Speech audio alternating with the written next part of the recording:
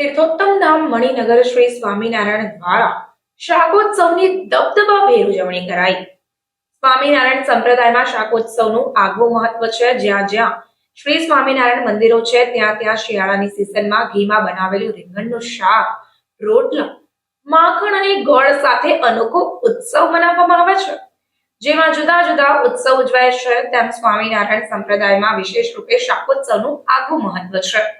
202 વર્ષ પહેલા સૌરાષ્ટ્રના લોયા ગામે સંવત 1877 મહાસુદ સાતમે શ્રી સ્વામિનારાયણ ભગવાને જાતે 18 મણ ઘીનો વઘાર કરીને 60 મણ રીંગણાનું શાક બનાવ્યું હતું અને એ સમયથી શરૂ થયેલી શાકોત્સવની પરંપરા આજે પણ ચાલી રહી છે।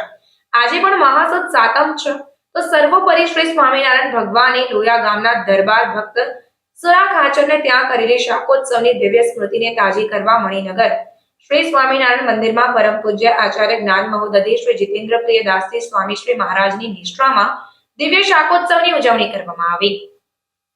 ગુજરાત કે ભારતમાં જ નહીં 7 સમંદર પાર પણ શિયાળાની સિઝનમાં સ્વામિનારાયણ સંપ્રદાયના શાકોત્સવની સોડમ પ્રસરેલી છે।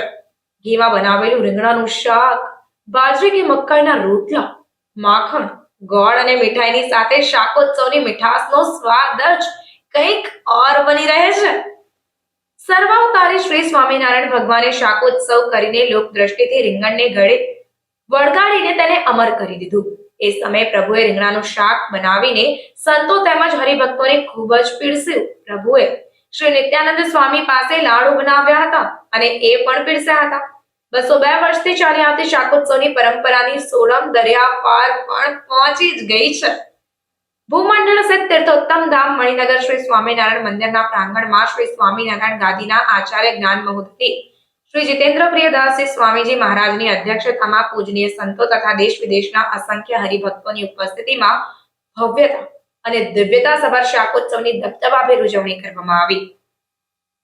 પરમ પૂજ્ય આચાર્ય સ્વામી શ્રી મહારાજ શ્રી હરિકૃષ્ણ મહારાજ સહ વાજતે ગાજતે સંતો હરિભક્તોના સમૂહ સહિત દર્શન આપતા વિશ્વ પ્રસિદ્ધ શ્રી મુક્ત જીવન સ્વામી બાપા પાઇપ બેન્ડ ભારતની કર્ણપ્રિય સુરાવલીઓના નિનાદે સ્ટેજ પર પધાર્યા। સ્ટેજ પર સ્વામિનારાયણ બાપા સ્વામી બાપાને પધરાવ્યા હતા। સ્ટેજ પર પરમ પૂજ્ય આચાર્ય સ્વામી શ્રી મહારાજ શ્રી સ્વામિનારાયણ ભગવાન શાકોત્સવનું શાક વઘારવાની તેમજ રોટલા બનાવવાની દિવ્ય લીલાની સ્મૃતિ દ્રશ્ય કરતા હતા।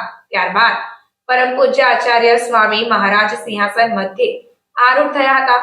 સંતોએ કીર્તન સ્તવન કરીને પ્રસન્નતા પ્રાપ્ત કરી હતી તેમજ શ્રી ગુરુપ્રિય દાસજી સ્વામીએ શાકોત્સવ પર્વનો ઇતિહાસ વગેરે અધ્યાત્મ સભર મહિમા ગાન કર્યું।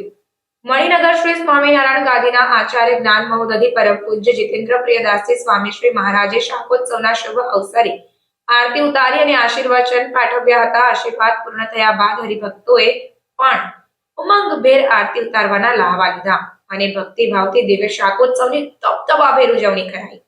શાકોત્સવ અવસરે રીંગણા, ટામેટા, મરચા, આથેલા, કઢી, બાજરીનો લોટ, ઘી, ખીચડી, ગોળ વગેરે સીધા સામગ્રીનો ઉપયોગ કરાયો હતો અને અંતમાં મહાપ્રસાદ ગ્રહણ કરી હરિભક્તોએ ધન્યતા અનુભવી હતી। સર્વેને સપ્રેમ સાદર જય શ્રી સ્વામિનારાયણ।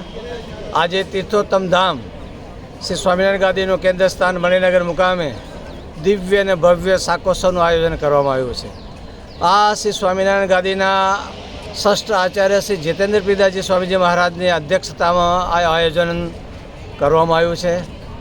અવતારી અજોડ શ્રી સ્વામિનારાયણ ભગવાને બરાબર 200 વર્ષ પૂર્વે આ શાકોત્સવનો પ્રારંભ કરાવ્યો હતો। સમગ્ર સંપ્રદાયમાં ઠેર ઠેર દેશ વિદેશમાં શાકોત્સવ મનાવી રહ્યા છે।